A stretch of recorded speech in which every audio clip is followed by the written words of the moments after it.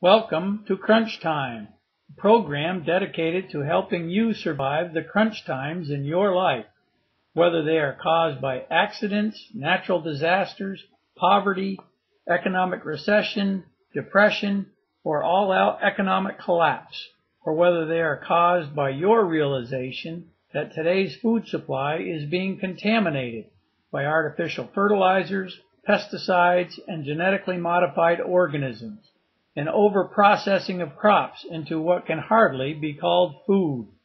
We want to help you through the crunch times in your future by teaching you what we have learned about organic gardening, food storage, and food preparation. We'll bring you into our kitchen and into our garden and share with you what we have learned, hopefully before your crunch times arrive. Now here is Chef Francois. Welcome to Crunch Time, where Jesus is King and all our desires are to serve Him.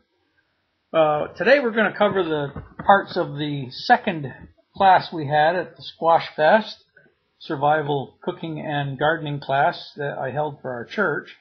Some of the video of that class had some technical difficulties, so we're going to be showing you some pictures of some of the vegetables that we were exhibiting at the class. First of all, we have normal radishes. These are ones that were growing on Memorial Day in our garden.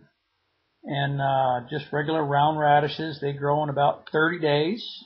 The greens are edible as well, though I don't particularly care for the taste of them. They're better than some lettuce even. Next thing we have is long, skinny radishes about the size of a carrot. You can see them growing up against the concrete wall there, the retaining wall. And you'll also notice in the bottom of the picture on the right is Napa, and on the left is daikon. And daikon happens to be our next picture here that's growing along the back. And in front of that, on the bottom of the picture, we have some rutabaga. Well, all you can see is just the tops of the leaves there. You can't see the whole plant.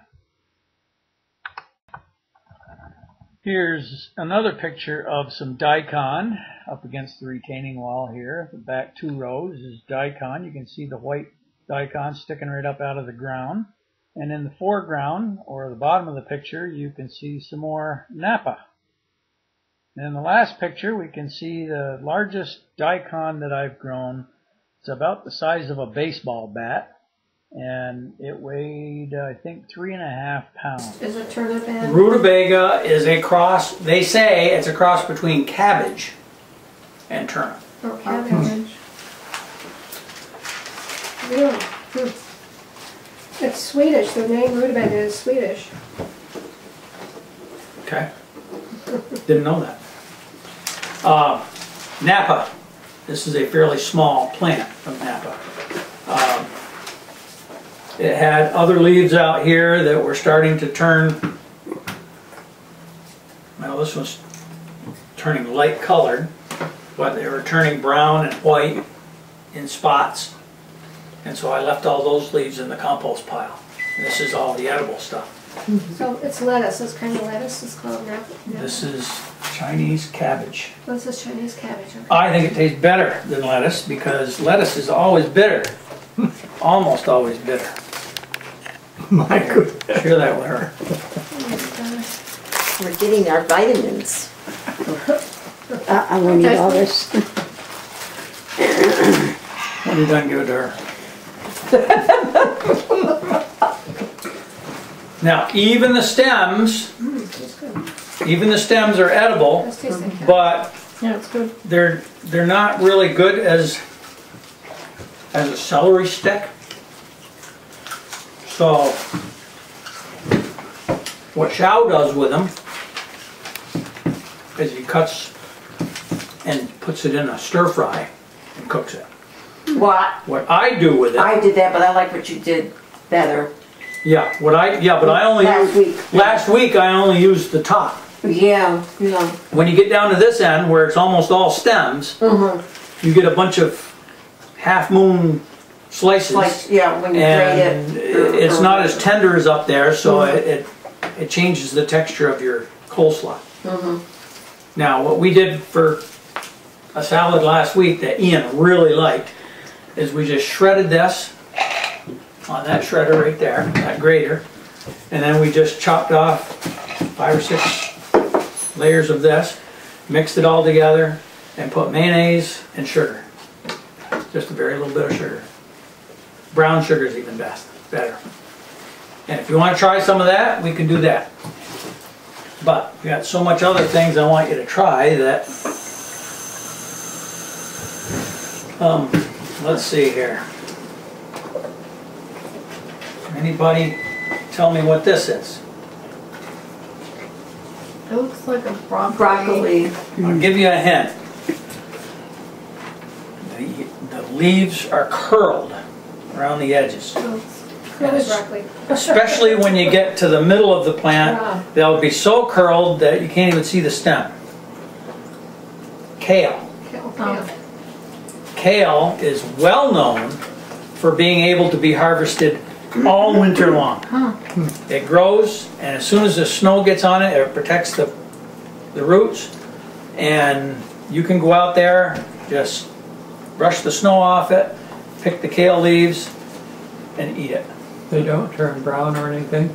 The ones down on the bottom, even in the summer, will turn brown. Okay. So you got to get them before they turn brown. And the top ones, maybe after the hard frost in February, when it gets down to 0 degrees, maybe it'll be not good anymore. So how do you eat when you... This is especially sweet after the first good frost. This right now has not been through a good frost yet, but it's still sweeter than that other brassica that I After a gave you. good frost. All brassica is better Oh, after the oh, frost. really? But the kale is sweeter than that already. It's okay. You don't even want to try it? I'll pass. I usually cook it. You usually cook kale? Yeah. Oh, what a waste. Well, it seemed kind of rough, I guess, or I never ate it as a salad or anything. I always just put salad dressing on it and eat it as a salad. Oh. Okay, we've got quite a bit of that.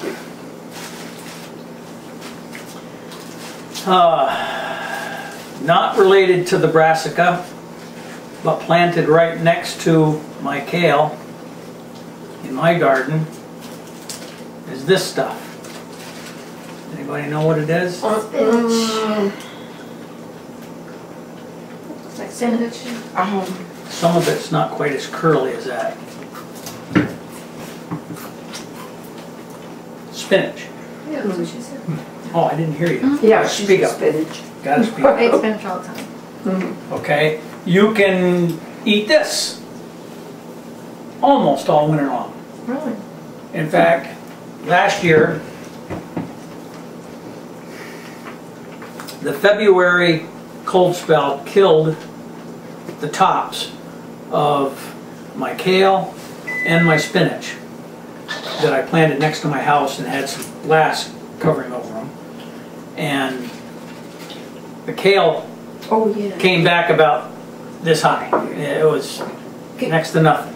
Can, The spinach grew up like this and started flowering. And we were picking all the leaves off it and picking the flowers off to keep it from going to seed. Are you saying, are they perennials? No, you have to How plant do they the die and seed. come back? they're like a root crop. Remember we talked about root crops last year, or last week? Root crops grow the root the first year, and then they go over the winter, and then they use the energy that's in the root to bolt, to go to flowers. And then they make the flowers and the seeds the second year. It's a biennial. This is a biennial. It won't normally flower the first year. But if you get a cold spell, you can trick it into doing it. Did you want to You guys want anything? explain to them about like what you have built? What you have built, like where you said you put this next to your house, and then you got Basically a cold some frame. windows or big long glass I just got some things. glass, it's about And 30 inches by about 5-6 feet long. And I've just got it leaning up against my building. Yeah, I've got a 2x4 across it with a groove in it that don't need to, because my next one over I just got it sitting in the dirt. And behind it I've got kale and spinach. And we can eat salads all winter long. And in the spring, you gotta eat a lot to keep up with it. When you're digging for stuff in the winter, how do you know where it is? Or do you put big high poles or, you know? Well, at my house, I've got like 20 feet. You know, my garage door's right here, and I go around the corner, and there it is, 20 feet up against the house. No, I mean for the things that covered in snow or whatever. The ones out in the garden, depends what it is. I guess, gee, if you're going there every third or fourth day, You know. you're yeah. packing it down, you know where it is. Yeah. Unless you get a snow 2 feet all at once, Yeah. you're probably gonna go back to the spot and find it. Yeah. Yeah, big deal.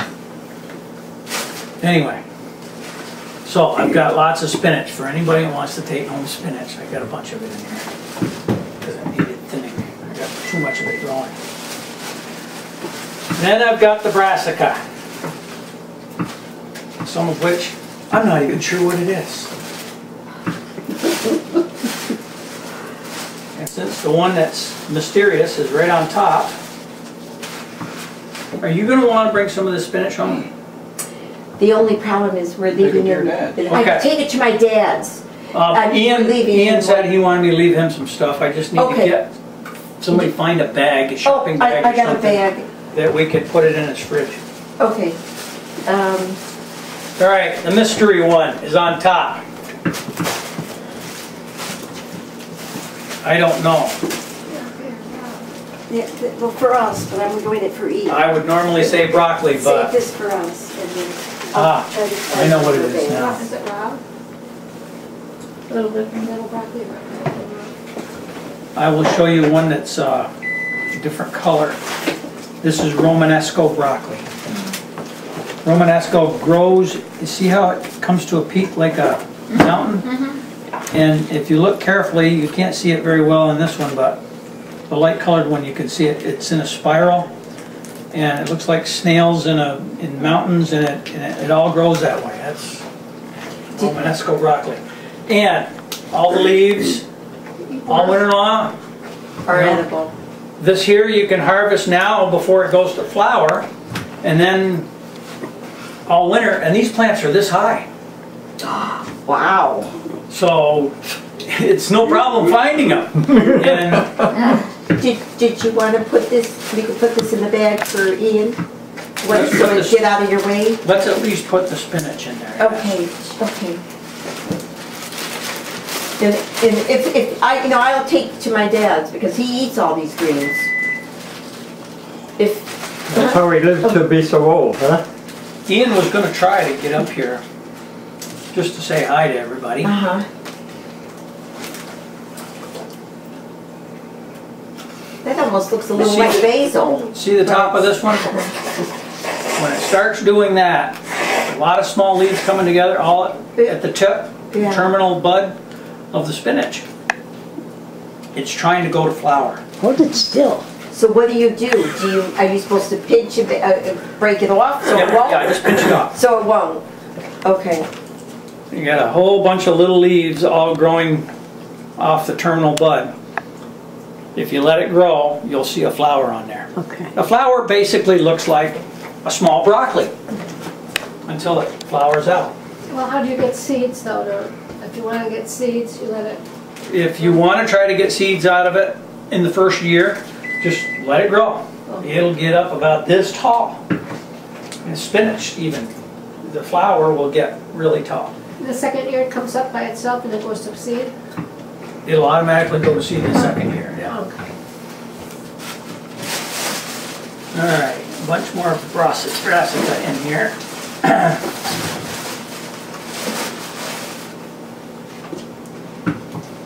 Notice how it's kind of hiding.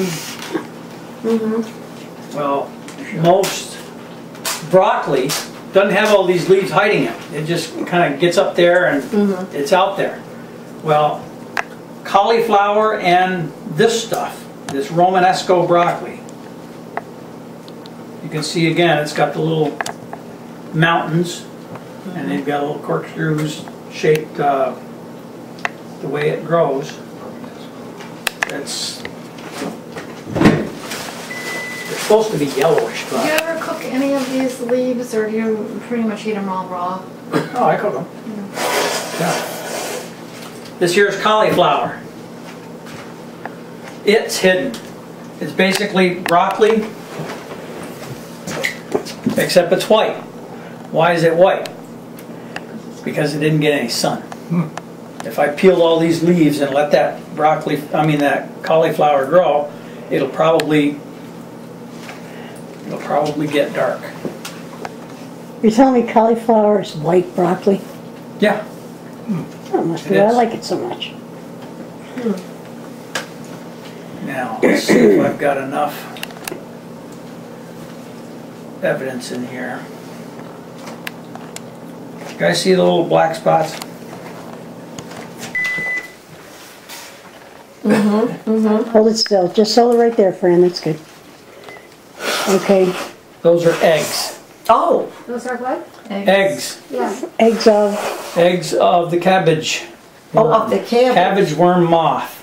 It is a white moth about 2 inches. And his leaves, or his wings are about shaped like that. And he'll fly around this time of year and he'll plant. He's already destroyed my kale crop at my house. I've already transplanted some rutabagas there because they ate all the leaves right off it. And they'll lay their eggs in the kale. They'll find a spot like right in here where even if the rain gets on there, it won't wash them off. They'll get in a little spot and the worms will be anywhere from a ½ inch long to an inch long. And don't put them on. Green, all completely green. And as long as they're eating something that tastes good, like brassica, especially kale, Put it the in the worms bag. are very tasty. Keep it away. Good, right off the thing. You just Oh, you put got them right in your mouth and eat them. Well, that's too much information Now, for me. if they're eating turnip greens, they don't taste quite as good because they're not as sweet. And I would take They're it. still good. You know this from experience. Yeah, I eat every one I find. I eat it right there in the Okay. garden. A new meaning to fresh meat. Yeah, right. Hey, it's Well, good protein that yeah, you it's already paid for by Yeah. planting that thing. And now this one, I don't know whether it's cauliflower or Romanesco broccoli because the head hasn't started. It's way down inside somewhere. But this head right here, I assume is going to be like cabbage if I just eat it right now. So those are some good greens that you can get even in the winter. Wow. There's some more spinach.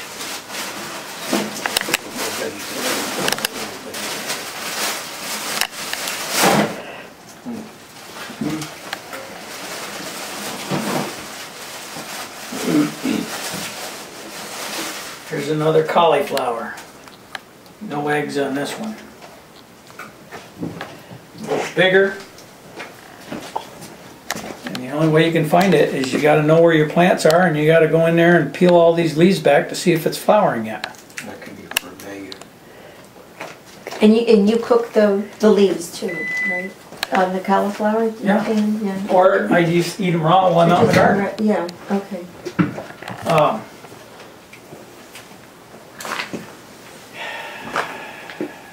You guys, I assume, are familiar with mixed pickles from the Yes. supermarket. My favorite pickle in that whole jar of mixed pickles is a cauliflower pickle. Oh, yeah. Oh, yes. Very good, Yeah, right? yes. Mine's the watermelon. So, watermelon Yeah, there's in the watermelon. mixed pickles? Yeah, oh yeah. I've never seen them in the mixed That's pickles. that square thing. I've never seen them. I have a lady in Never town who seen them makes in mixed all. pickles. I make watermelon pickles. In fact, I've got some here I'm going to show you This and one share that with I you. buy. We have there's a lot of people out in our area who can, and they take any kind of brassica thing, and they can it with oil and water and something hot and spicy. They are out of this world. Unbelievable. You could sit there and chow down on the whole jar. Hot and spicy like horseradish. No, like hot sauce or red pepper or something or other, but mild, not overly Cayenne. hot. Okay. And the oil, and mostly filled with like half oil and half water. It's a pickle. They must have some vinegar, or Vinegar something. in there? Yeah, there's vinegar in it. Okay. And Without it's oil and the, vinegar. without the acid, a certain bacteria is going to grow on it and make acid. So if you don't want it to ferment, you've got to And put... she puts a little root in there, but they were really good. Did I talk about spices last week? Yes, you did, but you can go ahead and talk about them again if you want. Okay. You gotta catch up. Yeah, because it was very interesting. Back in the Middle Ages, spices were very expensive because they came from a long distance. Why would somebody pay a lot of money for spices? Tastes good. No, You can grow that's them. not why. Medicinal, medicinal. Are they dry? They may have been medicinal, but the main reason was they preserved the food. Oh. If you take, well, I'm going to show you. I just happen to have some pickles in here in a peanut butter jar. They look red because today I took all my mixed beet pickles, which were in here, and there's cauliflower pickles in there, so if you want to taste cauliflower pickles. And I took the beet juice and I put it into this one. These were all white before, and they were basically daikon, sliced into the size piece, and I pickled them with vinegar, water, and sugar, and one spice. Garlic? Nope.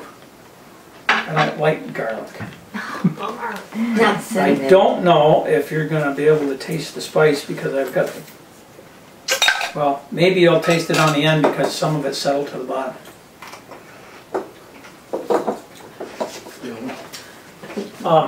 Cinnamon. Cinnamon, yeah. Oh. Yeah, I said cinnamon because you talked about it last week. That's the only way. These pickles are still good. They're over a year old. And so you made that And daikon. they weren't sealed in a pickle jar like this. They weren't sealed that whole year either. Now, Just The vinegar kept them. the vinegar, yeah. so that And the cinnamon. was done The on cinnamon will daikon. kill the bacteria. So did you keep those in the basement or in the fridge or? I kept them on my, I made them, at the time I didn't have any canning jars, I didn't have any peanut butter jars, I didn't have anything. I made them in a 3-liter soda bottle. Stuffed them all down in there. And I poured the hot vinegar and sugar in, and it kind of melted the bottle, so wherever the things were sticking out, it made a wrinkle in the top of the bottle. And then when I went to eat them a month later, they were difficult to get out of that bottle without pouring everything out. Yeah. So I said, well, by now I had saved a bunch of those bottles, and I just opened up a tray and just shook them out and got them all out, and then transferred them to these small bottles. But you can't do the canning process on a piece of plastic. Yeah. But Yeah. I just closed it like that and put it in the fridge. So that has beet juice in it, or is that the color? That Is it, what does that have? I just put beet juice in it today. In the refrigerator. I took the juice out of here because it was filled right up to here with juice, And what that was This is vinegar, water, mixed. sugar, This is and mixed cinnamon? pickles. These are Oh, mixed pickles, Okay. including beets. You've got cucumbers in there. You've got string beans. You've got cauliflower, and you've got beets. Now, you just Most of it in here is cauliflower that I put in after I ate most of the mixed pickles. And I had this much full of that red juice. It tastes so good. And I had cauliflower, so I said, I'm just going to put it in there. I didn't heat it up or anything. I just put it in. What amazes me, Fran, is out of these vegetables, like I'm just used, like I said, just cooking them, doing stir fries or doing up greens and throwing them in with eggs or something. Mm-hmm. But you do all these other